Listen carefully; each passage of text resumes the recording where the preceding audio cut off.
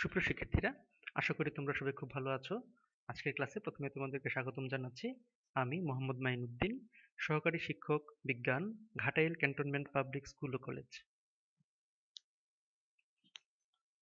আজ আমরা নবম দশম শ্রেণীর মাধ্যমিক রসায়ন বিষয়ের তৃতীয় অধ্যায় থেকে একটি পাঠ আলোচনা করতে যাচ্ছি।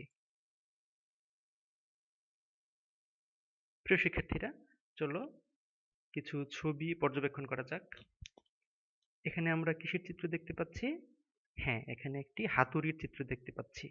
হাতুড়ি দিয়ে যদি আমরা কোনো পদার্থকে এরকম ছোট ছোট টুকরায় পরিণত করি এবং অনবরত যতটুকু সম্ভব ছোট টুকরায় পরিণত করতে থাকি, তাহলে এরকম একটি অবস্থা পাওয়া যাবে যাকে আর ভাঙা যাবে না বা টুকরা করা যাবে না।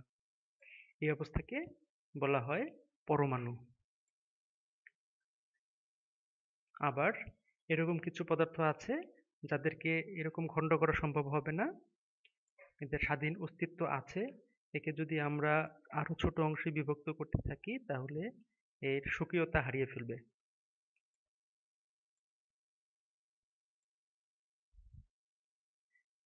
এবার আমরা এরকম কিছু পদার্থের উদাহরণ দেখি। এখানে আমরা উদাহরণ হিসেবে দেখতে পাচ্ছি nitrogen, phosphorus, carbon, oxygen, helium, calcium, argon, magnesium, sulphur. এই সবগুলি হচ্ছে মৌলিক পদার্থ। এই পদার্থসমূহকে যদি আমরা ভাঙি তাহলে শুধুমাত্র একই ধরনের পরমাণু পাওয়া যাবে। আবার একাধিক মৌলিক পদার্থ দ্বারা যে সকল পদার্থ গঠিত হয় তাদেরকে যৌগিক পদার্থ বলা হয়। পরমাণু শুধুমাত্র মৌলিক পদার্থের ক্ষেত্রেই প্রযোজ্য। যৌগিক পদার্থের ক্ষুদ্রতম অংশকে বলা হয়, একককে বলা হয় অণু। তাই আমাদের আজকের পাঠের শিরোনাম মৌল, মৌলের প্রতীক, পরমাণুর কণিকাসমূহ এবং পরমাণুর পরিচিতি। এই পাঠ শেষে আমরা মৌলের ইংরেজি নাম থেকে তার প্রতীক কিভাবে লিখতে হয় সেই কৌশল শিখব। মৌলিক এবং স্থায়ী কণিকাগুলোর বৈশিষ্ট্য বর্ণনা করতে পারবো, পারমাণবিক সংখ্যা, ভর সংখ্যা ব্যাখ্যা করতে পারবো বলে আশা করছি। পরমাণুর ইলেকট্রন, প্রোটন এবং নিউট্রন হিসাব করতে পারবো। মৌলের প্রতীক যেভাবে লেখা হয়। প্রতীক, প্রিয় শিক্ষার্থীরা বলো তো প্রতীক মানে কি? হ্যাঁ, প্রতীক মানে চিহ্ন। মৌলের প্রতীক বলতে আমরা কি বুঝি? যে চিহ্নের মাধ্যমে সংক্ষেপে মৌলকে প্রকাশ করা হয়। যেহেতু মৌলের ক্ষুদ্রতম অংশ পরমাণু, অর্থাৎ মৌলের পরমাণুকে সংক্ষেপে প্রকাশ করার যে রীতি তাকেই বলা হয়, বা যে চিহ্নের সাহায্যে প্রকাশ করা হয় তাকেই বলা হয় সেই মৌলের প্রতীক। সাধারণত মৌলের ইংরেজি নামের প্রথম অক্ষর বড় হাতের অক্ষরে যদি লেখা হয় তাহলে মৌলের প্রতীক হিসেবে ব্যবহার করা হয়। যেমন নাইট্রোজেন। নাইট্রোজেন এর প্রথম অক্ষর এন, একে ক্যাপিটাল লেটারে লিখে সংক্ষেপে নাইট্রোজেনকে প্রকাশ করা হয়। একাধিক মৌলের প্রথম বর্ণ যদি একই হয় তাহলে সেই ক্ষেত্রে ইংরেজি নামের প্রথম বর্ণ ক্যাপিটাল লেটারে লিখে তার সাথে দ্বিতীয় বা তৃতীয় অথবা সামঞ্জস্যপূর্ণ অন্য কোনো একটি বর্ণ ছোট হাতের অক্ষরে লিখে ওই মৌলের প্রতীক হিসেবে ব্যবহার করা হয়। যেমন এখানে আমরা একটি উদাহরণ দেখতে পাচ্ছি, ক্যালসিয়াম। এখানে প্রথম অক্ষরটি বড় হাতের এবং দ্বিতীয় এই এই অক্ষরটি ছোট হাতের লিখে ক্যালসিয়ামের প্রতীক হিসেবে ব্যবহার করা হয়েছে। কোনো কোনো মৌলের পরমাণুর প্রতীক ওই মৌলের ল্যাটিন নাম থেকে নেওয়া হয়েছে। যেমন পটাশিয়াম, পটাশিয়ামের ল্যাটিন নাম ক্যালিয়াম, তাই এর প্রতীক কে। প্রিয় শিক্ষার্থীরা, এবার এরকম একটি ছক খাতায় আঁকি এবং এই ছকটি আমরা পূরণ করি। এখানে রয়েছে প্রথম এবং দ্বিতীয় বর্ণের প্রতীক, প্রথম এবং তৃতীয় বর্ণের প্রতীক। প্রথম বর্ণের প্রতীক মৌলের ল্যাটিন নাম থেকে নেওয়া হয়েছে। এবার এই উত্তরের সাথে খাতায় লেখা উত্তরটি ছকটি পূরণ করে মিলিয়ে দেখি। যেমন অ্যালুমিনিয়াম, অ্যালুমিনিয়ামের প্রতীক বড় হাতের এ, তার সাথে ছোট হাতের এল। অনুরূপভাবে আর্গন, এ ছোট হাতের আর, ক্যালসিয়াম বড় হাতের সি এর সাথে ছোট হাতের এ। আবার ম্যাগনেসিয়ামের প্রতীক বড় হাতের এম ছোট হাতের জি। ক্যাডমিয়াম বড় হাতের সি এর সাথে ছোট হাতের ডি। ম্যাঙ্গানিজ বড় হাতের এম ছোট হাতের এন। এগুলি হচ্ছে প্রথম বর্ণের সাথে তৃতীয় বর্ণ মিলিয়ে প্রতীক হিসেবে ব্যবহার করা হয়। আবার মৌলের ল্যাটিন নাম যেমন সোডিয়াম এর ল্যাটিন নাম নাট্রিয়াম, তাই এর প্রতীক এন বড় হাতের এবং তার সাথে ছোট হাতের এ। পটাশিয়াম এর প্রতীক আমরা আগে দেখেছি ক্যালিয়াম, তাই এর প্রতীক কে। স্বর্ণ এর নাম ল্যাটিন নাম অরাম, এই জন্য এর প্রতীক বড় হাতের এ এর সাথে ছোট হাতের ইউ লিখে প্রকাশ করা হয়েছে। পরমাণুর কণিকা সমূহ, যদি পরমাণুকেও বিভক্ত করা হয়, ভাঙা হয়, তাহলে আমরা অতি সূক্ষ্ম কণিকা সমূহ দেখতে পাবো। এই কণিকা সমূহকেই বলা হয় মূল কণিকা বা মৌলিক কণিকা। অর্থাৎ যে সকল অতি সূক্ষ্ম কণিকা দ্বারা পরমাণু গঠিত হয় তাদেরকে বলা হয় মূল কণিকা বা মৌলিক কণিকা। এই মূল কণিকা বা মৌলিক কণিকা সমূহ তিন প্রকার: স্থায়ী মূল কণিকা, অস্থায়ী মূল কণিকা এবং কম্পোজিট কণিকা। তবে এদের মধ্যে স্থায়ী মূল কণিকা এগুলো সব পরমাণুতেই পাওয়া যায়। এই স্থায়ী মূল কণিকা সমূহের পরিচিতি আজকে আমরা শিখতে চাই। প্রিয় শিক্ষার্থীরা, এখানে একটি চিত্র দেখতে পাচ্ছি, একটি ছবি দেখা যাচ্ছে। এখানে পরমাণুতে যে স্থায়ী কণিকা রয়েছে তা দেখানো হয়েছে। পরমাণুর যে তিনটি স্থায়ী কণিকা রয়েছে তারা হচ্ছে ইলেকট্রন, প্রোটন এবং নিউট্রন। ইলেকট্রন, প্রোটন এবং নিউট্রন। এখানে আমরা দেখতে পাচ্ছি ইলেকট্রন ঋণাত্মক আধান বিশিষ্ট, প্রোটন ধনাত্মক আধান বিশিষ্ট এবং নিউট্রন আধান নিরপেক্ষ অর্থাৎ নিউট্রাল।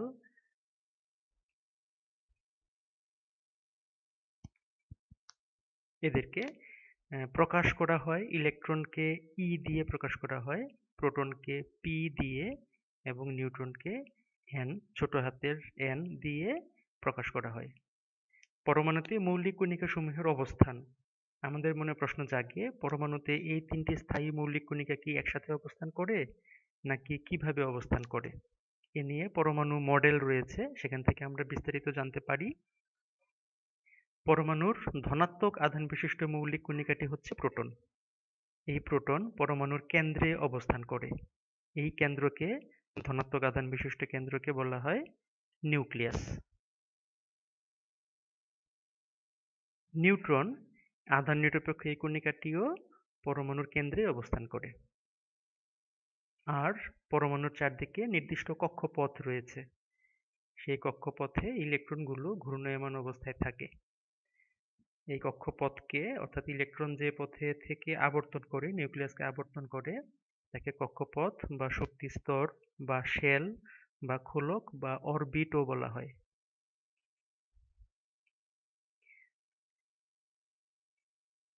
নিউক্লিয়াসের চারদিকে আমরা দেখতে পাচ্ছি ইলেকট্রনগুলো নির্দিষ্ট বৃত্তাকার কক্ষপথে অবস্থান করছে।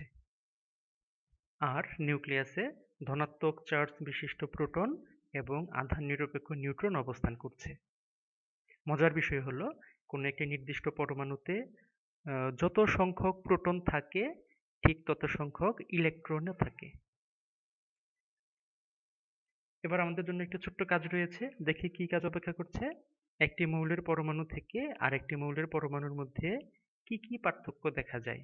হ্যাঁ, একটি মৌলের পরমাণু থেকে আরেকটি মৌলের পরমাণুর আকারে পার্থক্য দেখা যায়, এদের ভরে পার্থক্য দেখা যায় এবং এদের ধর্মে পার্থক্য দেখা যায়।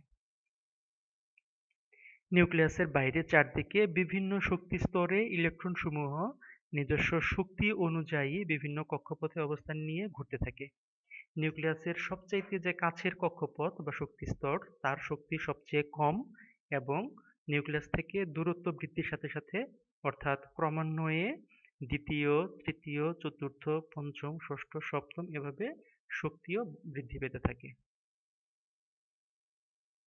পরমাণুর পরিচিতি। এখানে আমরা একটি চিত্র দেখতে পাচ্ছি। এই চিত্রে দেখতে পাচ্ছি নিউক্লিয়াসে 3টি প্রোটন রয়েছে এবং 4টি নিউট্রন রয়েছে। আবার যেহেতু আমরা জানি যে নিউক্লিয়াসে যত সংখ্যক প্রোটন থাকে বা ধনাত্মক চার্জ থাকে, নিউক্লিয়াসের বাইরেও তত সংখ্যক ঋণাত্মক চার্জ বা ইলেকট্রনও ঘূর্ণায়মান অবস্থায় থাকে। তাই এখানেও দেখতে পাচ্ছি 3টি ইলেকট্রন রয়েছে। সকল মৌলেরই নিজস্ব প্রোটন সংখ্যা বা প্রোটন সংখ্যাকে পারমাণবিক সংখ্যা বলা হয় এবং নিউক্লিয়ন সংখ্যা আছে। নিউক্লিয়ন সংখ্যা বলতে যত সংখ্যক নিউট্রন এবং প্রোটন আছে তার সমষ্টিকে বোঝায়। প্রোটন সংখ্যা বা পারমাণবিক সংখ্যাকে জেড দ্বারা এবং ভর সংখ্যাকে এ দ্বারা চিহ্নিত করা হয়। ভর সংখ্যা বলতে কোনো পরমাণুর কেন্দ্রে প্রোটন এবং নিউট্রনের সমষ্টিকে বোঝানো হয়। যেমন আমরা জানি যে অ্যালুমিনিয়ামের প্রোটন সংখ্যা 13 এবং এর নিউক্লিয়ন সংখ্যা বা ভর সংখ্যা 27। সুতরাং নিউট্রন সংখ্যা হবে, আমরা যদি ভর সংখ্যা থেকে প্রোটন সংখ্যা বা পারমাণবিক সংখ্যা বিয়োগ করি তাহলে নিউট্রন সংখ্যা জানা যাবে। সুতরাং এই ক্ষেত্রে 27 থেকে 13 বিয়োগ করলে পাওয়া যায় 14। তাই অ্যালুমিনিয়ামের এই পরমাণুতে যার প্রোটন সংখ্যা 13 এবং ভর সংখ্যা বা নিউক্লিয়ন সংখ্যা 27, তাতে নিউট্রনের সংখ্যা হচ্ছে 14। একে সংক্ষিপ্তভাবে এভাবে উপস্থাপন করা হয়। এখানে এল দ্বারা ওই সংশ্লিষ্ট মৌলের প্রতীক বোঝানো হয়েছে এবং ওই প্রতীকের বাম পাশে নিচে যে সংখ্যা লেখা থাকে তা দ্বারা এর পারমাণবিক সংখ্যা বোঝানো হয় এবং বাম পাশের উপরের যে সংখ্যা লেখা থাকে তাকে বলা হয় নিউক্লিয়ন সংখ্যা বা ভর সংখ্যা। একে এ দ্বারা প্রকাশ করা হয়েছে। সুতরাং 13 যেহেতু অ্যালুমিনিয়ামের বাম পাশে নিচে লেখা আছে, তাই অ্যালুমিনিয়ামের প্রোটন সংখ্যা বা পারমাণবিক সংখ্যা 13 এবং বাম পাশে উপরে 27 লেখা থাকায় বোঝায় এর ভর সংখ্যা 27। এখানে আমরা কয়েকটি সংকেত দেখতে পাচ্ছি। এই সংকেত বা চিহ্ন থেকে প্রোটন সংখ্যা, ইলেকট্রন সংখ্যা এবং নিউট্রন সংখ্যা নির্ণয় করতে হবে। তো চলো তো প্রিয় শিক্ষার্থীরা, আমরা এখন চেষ্টা করি এর ইলেকট্রন, প্রোটন, নিউট্রন সংখ্যা বের করতে পারি কিনা। হ্যাঁ, এখানে এস আই দ্বারা সিলিকনকে বোঝানো হয়েছে এবং বাম পাশের নিচে 14 লেখা থাকায় বোঝায় এর প্রোটন সংখ্যা 14। সুতরাং এর ইলেকট্রন সংখ্যাও 14 হবে, যেহেতু নিরপেক্ষ পরমাণুতে প্রোটন এবং ইলেকট্রন সংখ্যা সমান থাকে। আবার বাম পাশে উপরে 28 লেখা থাকায় বোঝা যায় যে এর ভর সংখ্যা 28। সুতরাং 28 থেকে 14 বিয়োগ করলে, অর্থাৎ ভর সংখ্যা থেকে পারমাণবিক সংখ্যা বিয়োগ করলে আমরা এই নিউট্রন সংখ্যা পেয়ে যাব। সুতরাং এই মৌলের ইলেকট্রন সংখ্যা 14, প্রোটন সংখ্যা 14 এবং নিউট্রন সংখ্যা 14। চলো শিক্ষার্থীরা, অনুরূপভাবে আমরা ফসফরাস, অক্সিজেন, পটাশিয়াম এবং অ্যালুমিনিয়ামের ইলেকট্রন, প্রোটন এবং নিউট্রন সংখ্যা নির্ণয় করে ফেলি। এখানে আমরা একটি চিত্র দেখতে পাচ্ছি। এই চিত্রের কেন্দ্রে দেখানো হয়েছে নিউক্লিয়াস আছে। এই নিউক্লিয়াসে অবস্থান করছে প্রোটন এবং নিউট্রন। প্রোটন ধনাত্মক চার্জ বিশিষ্ট, নিউট্রন আধান নিরপেক্ষ। আর নিউক্লিয়াসের বাইরে বৃত্তাকার কক্ষপথে ইলেকট্রনগুলো অবস্থান করছে।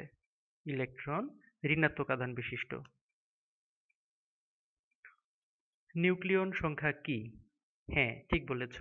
কোনো মৌলের পরমাণুতে অবস্থিত প্রোটন এবং নিউট্রন সংখ্যার সমষ্টি হচ্ছে তার নিউক্লিয়ন সংখ্যা বা ভর সংখ্যা। নিউক্লিয়ন সংখ্যা এবং ভর সংখ্যা কি একই? হ্যাঁ, নিউক্লিয়ন সংখ্যা এবং ভর সংখ্যা একই। পরমাণুর স্থায়ী কণিকা কয়টি? আমরা পাঠ থেকে দেখেছি যে পরমাণুর স্থায়ী কণিকা 3টি: ইলেকট্রন, প্রোটন এবং নিউট্রন। প্রিয় শিক্ষার্থীরা, আমাদের আজকে পাঠ শেষে একটি ছোট্ট বাড়ির কাজ রয়েছে। পরমাণুর সকল ধনাত্মক আধান নিউক্লিয়াসে কেন্দ্রীভূত বিশ্লেষণ করো। আজকের মতো পাঠ এ পর্যন্তই। পরবর্তী ক্লাসে আবার কথা হবে। ততক্ষণ পর্যন্ত সবাই ভালো থেকো, সুস্থ থেকো। ধন্যবাদ সবাইকে।